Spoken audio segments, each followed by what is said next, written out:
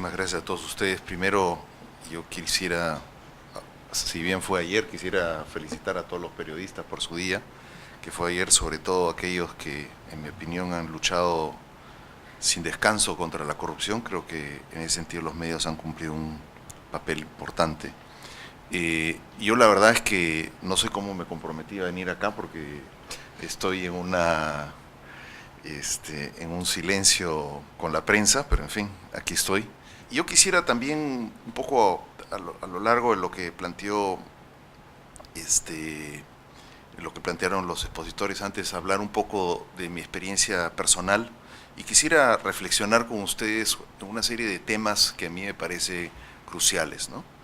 El primer tema que se ha tocado brevemente es los medios y las instituciones, ¿no? Nosotros, cuando revisaba la literatura sobre los medios y la política, es irónico las similitudes que hay entre nuestra experiencia como país y la experiencia de otros países, ¿no? En teoría, los medios son una fuente de información que nos permite, yo como economista lo veo, permite tomar decisiones, no solamente decisiones de consumo, decisiones de inversión, sino también decisiones políticas informadas, ¿no? Y creo que nosotros como ciudadanos apreciamos que mientras más certeros sean en su análisis, mejor va a ser para nosotros. Sin embargo, yo pienso que hay que reflexionar en el Perú en otro contexto. ¿Qué pasa en un país en la cual tenemos que nuestras instituciones son débiles, que la verdad no fluye con facilidad, que la verdad usualmente es sesgada, que la información no necesariamente es una información certera, sino que depende, yo diría, en qué canal sintoniza uno para ver cuál es la verdad de cada periodista, ¿no? Entonces, yo diría algo que Juan Carlos planteó, creo que es un poco distinto. Yo creo que los medios empiezan a tomar un rol mucho más importante porque las instituciones no existen, porque esta transparencia con la cual deberían de actuar las instituciones precisamente no la tenemos, ¿no? Jaime acaba de mencionar el caso del Congreso, podemos mencionar el caso del Poder Judicial, podemos mencionar el caso del Ministerio Público. Lo cierto es que, bueno, no sé si a ustedes les pasa, pero a veces uno ve un juicio y uno no sabe si el juicio efectivamente está basado sobre hechos concretos o si es que hay un sesgo en ese proceso. Yo no soy abogado, o sea, no voy a decir mucho de eso. Pero lo cierto es que yo pienso que en ese contexto, en ese país, los medios cumplen el rol precisamente de fiscalización que otras instituciones no cumplen. Yo no quisiera entrar en gran detalle, pero ya lo ha dicho Jaime hace un rato. Cuando uno revisa la historia, por ejemplo, la segunda parte de Fujimori, creo que los medios cumplieron ese rol fundamental, ¿no? De efectivamente sacar a la luz una serie de información que no existía y que a nosotros, como ciudadanos, nos permitía tomar decisiones, nos permitía tener otras aproximaciones al régimen de ese entonces que no las conocíamos porque la información simplemente no fluía. Es irónico, pero estaba revisando la historia de Sudáfrica, y la historia de Sudáfrica, en ese periodo complicado de Sudáfrica, pasa exactamente lo mismo. Son los medios los que cumplen el rol de fiscalización y por tanto, y creo que esto es muy importante decirlos, se convierten en el ancla de nuestra democracia. O sea, creo que es difícil darles esa importancia, pero esa es la importancia que realmente tienen, ¿no? Usualmente, si uno ve a Estados Unidos, los medios no cumplen ese rol porque hay instituciones que sí están cumpliendo su rol y que son absolutamente independientes, pulcras, etcétera, etcétera, ¿no? Entonces, yo lo que creo es que, obviamente, dentro de este espectro enorme hay periodistas de periodistas, medios de medios, pero yo pienso que a veces nosotros perdemos la percepción de qué es lo que deberíamos de enfatizar. Y yo lo que enfatizaría es esto, enfatizaría de qué tan importante han sido, son y van a ser los medios para que nuestra democracia madure en la medida que estas instituciones se van desarrollando.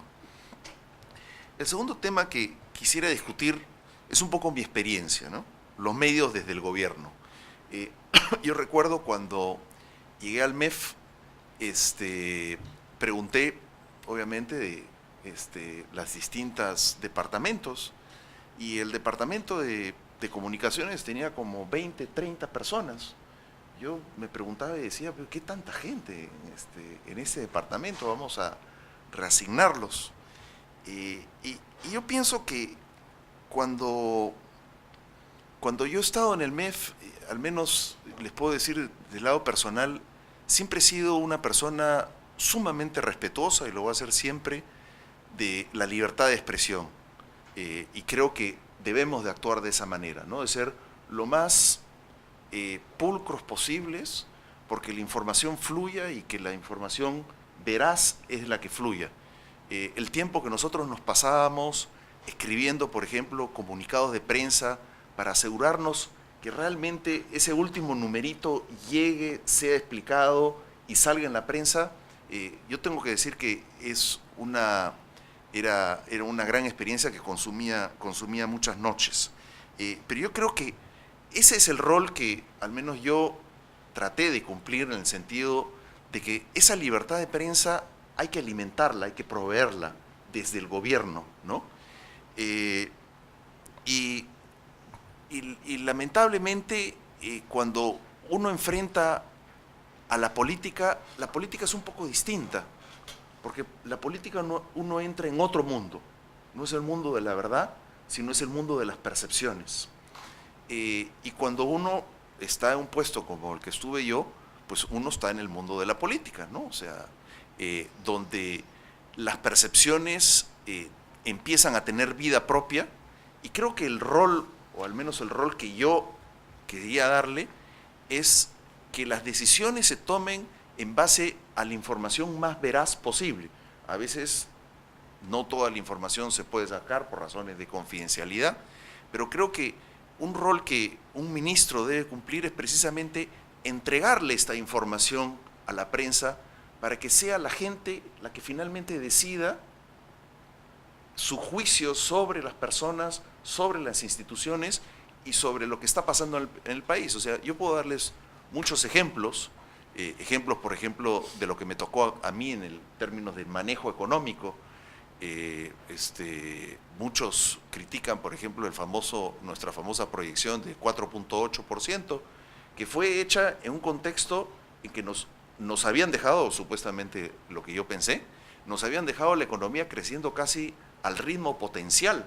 Sin embargo, nos habían dejado un par de monstruos ahí en el cuarto, uno que se llamaba lavajato, y después el otro, el tema institucional que está detrás del niño costero. O sea, hasta el día de hoy yo no puedo imaginarme cómo lluvias de menor intensidad que las del 1983 generen destrucciones mayores que las del 1983. O sea, eso simplemente nos hacía pensar de que había habido una debilidad institucional y una serie de problemas mucho más de fondo en nuestras construcciones de los que había. Pero lo cierto es que transmitir esta verdad, o sea, transmitir este mensaje de que lamentablemente uno se enfrentaba con imponderables hacia el futuro, y por tanto obviamente tenían que cambiar las condiciones económicas, era muy distinto, ¿no? Y creo que Jaime lo ha dicho bien. O sea, más había el apetito voraz por enfrentarte y por sacarte la noticia crítica, ¿no? Sin embargo, creo que el otro tema que también quisiera reflexionar ya más como político es el rol que uno cumple. Lamentablemente nosotros tenemos una herencia muy pesada de muchos años de corrupción, muchos años de mal manejo. Entonces, aquel que entra en política es percibido como una persona que viene a aprovecharse del poder, ¿no? Con beneficios personales. Y yo pienso que una de las cosas que uno lucha constantemente, uno lucha en la prensa, es que a veces uno quisiera purificar la política, quisiera cambiar esta forma de pensar.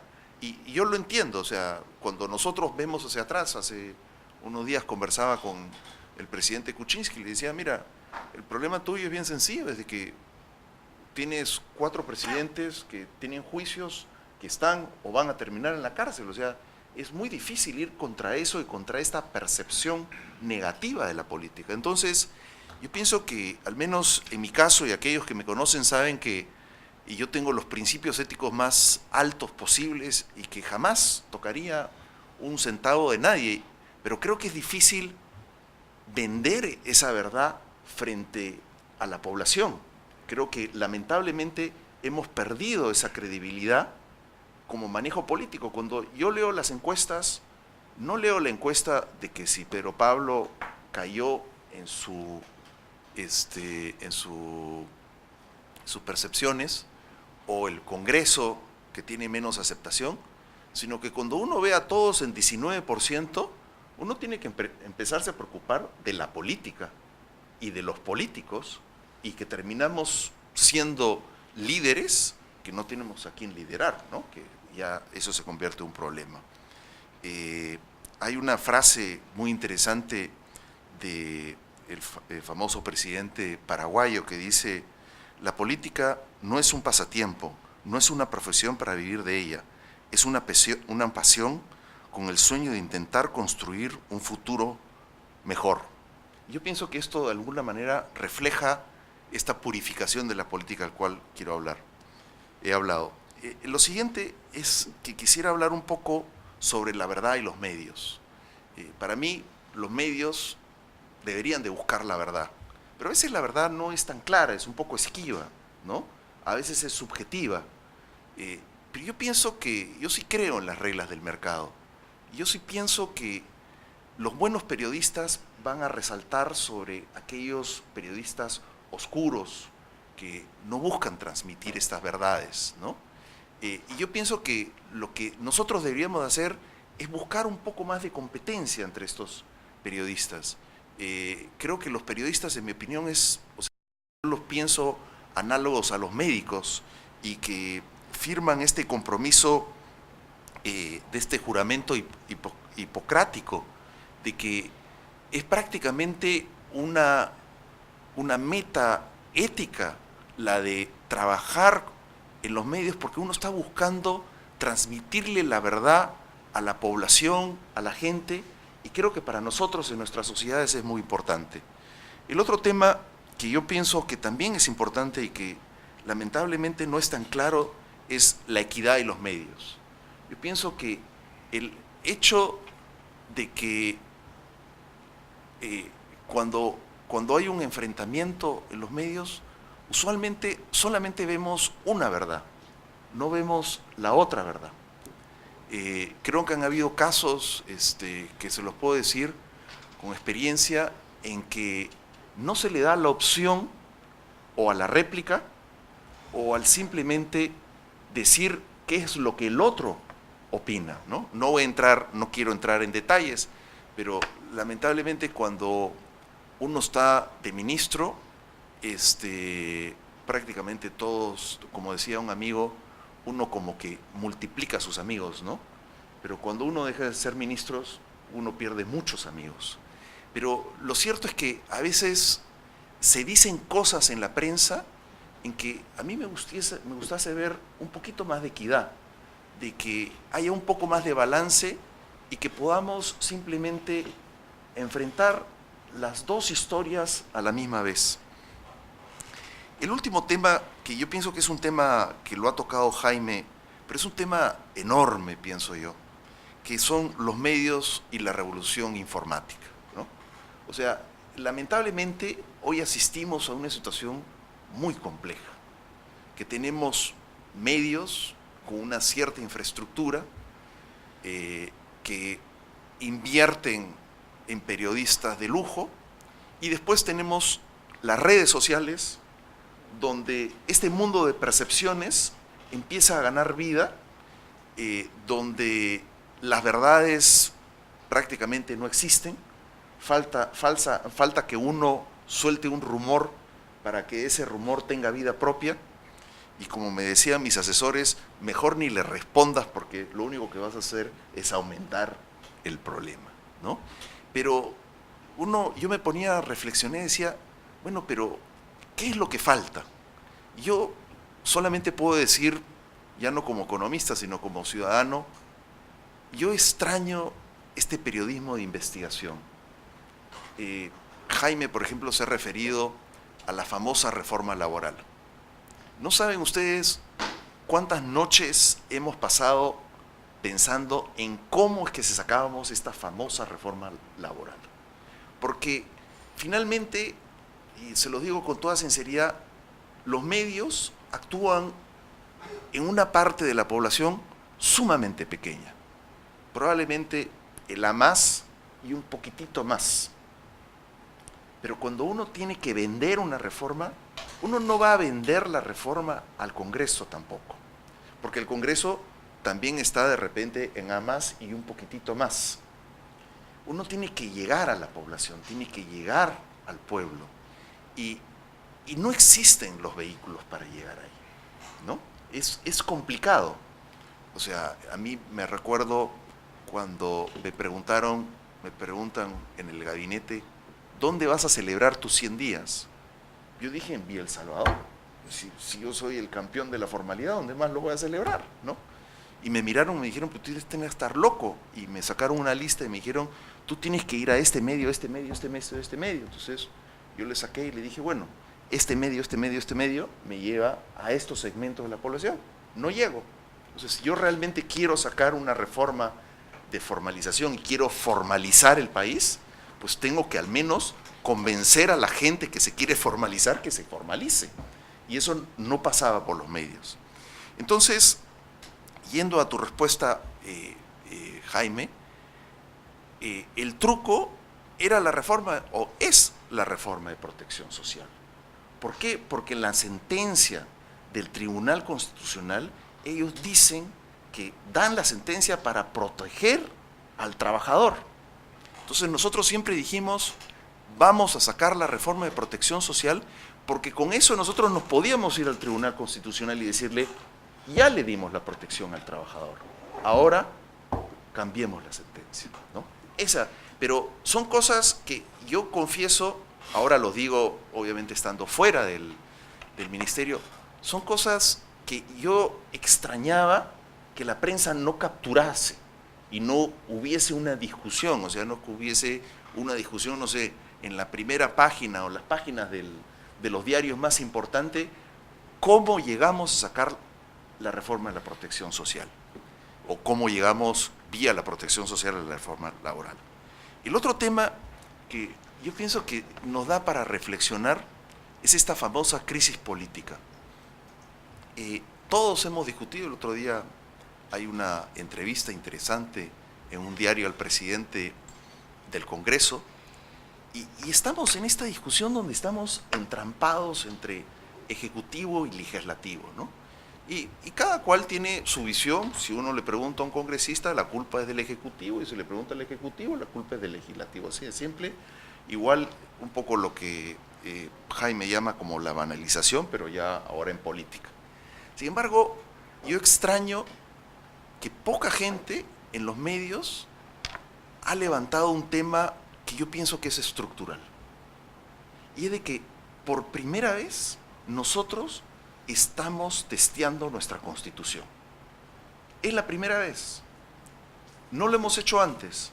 El año 68 tuvimos otra Constitución, ya saben ustedes lo que pasó, y el 93 teníamos otra Constitución.